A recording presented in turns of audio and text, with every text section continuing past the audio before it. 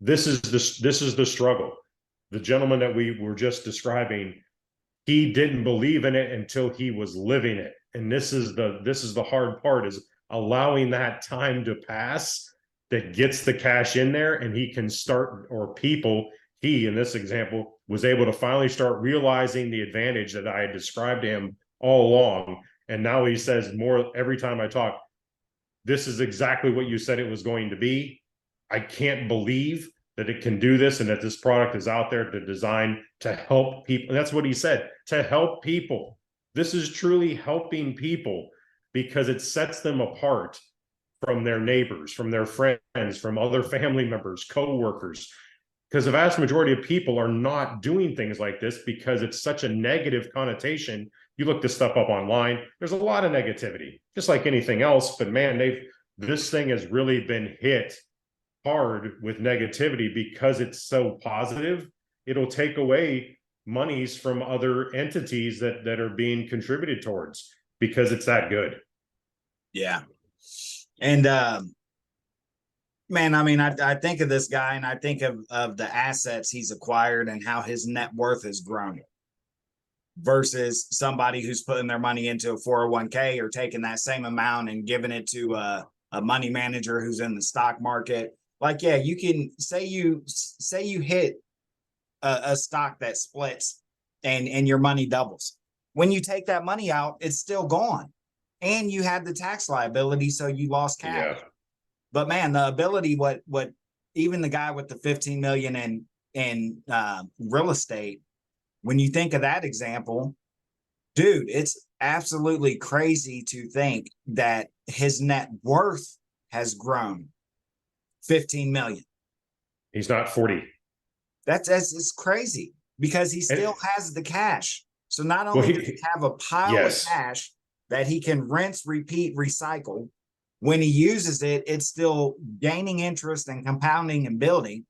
But then he's taking that money and creating assets over here. Asset. The guy's net worth is going like this.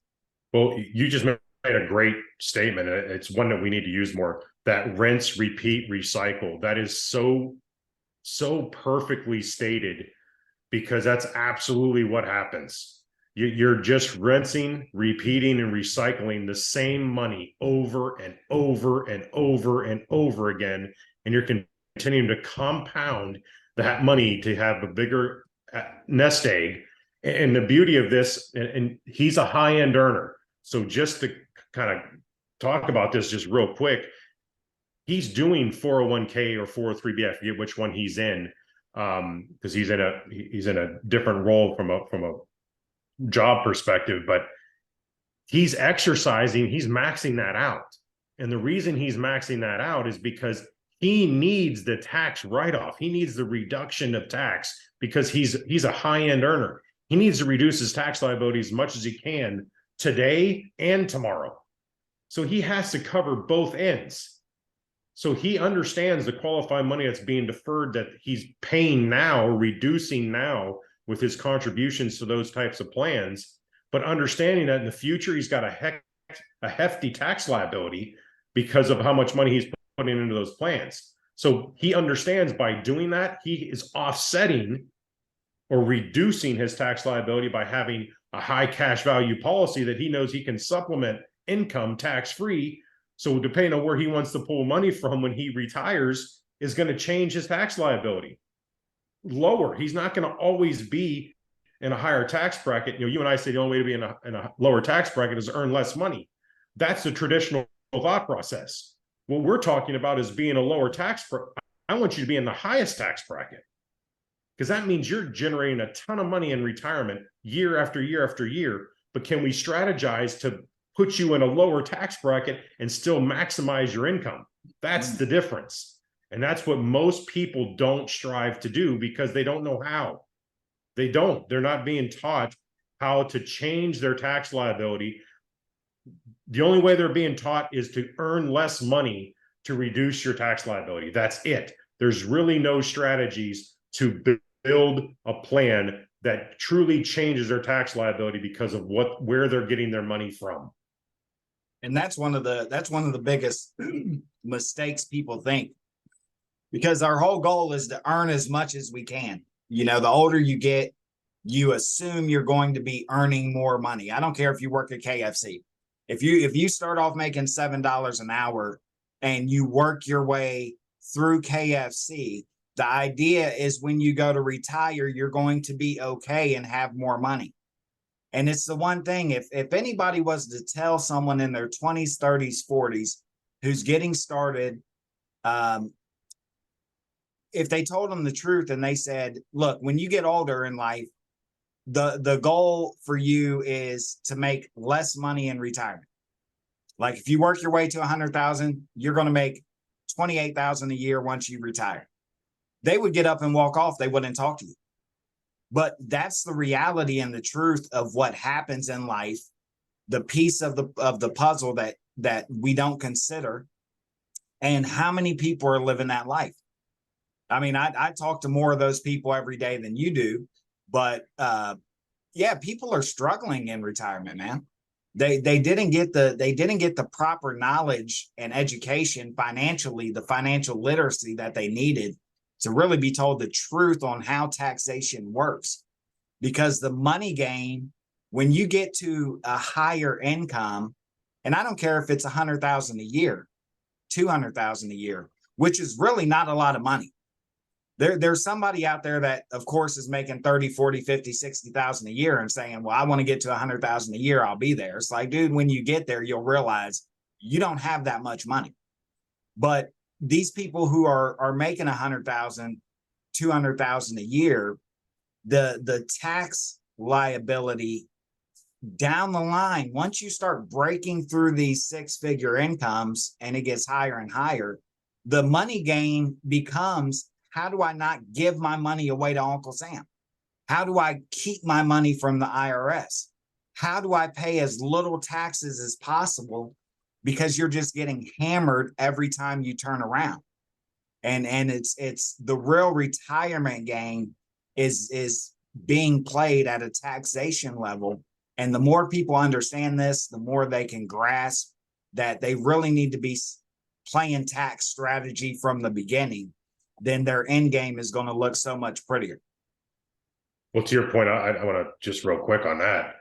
You know, you're talking about they're trying higher end earners. You said you used $100,000 and $200,000 as the example, and what they're trying to do is change their tax strategies to not have to pay as much tax today. What they don't do is fast forward and do the exact same thing for the future.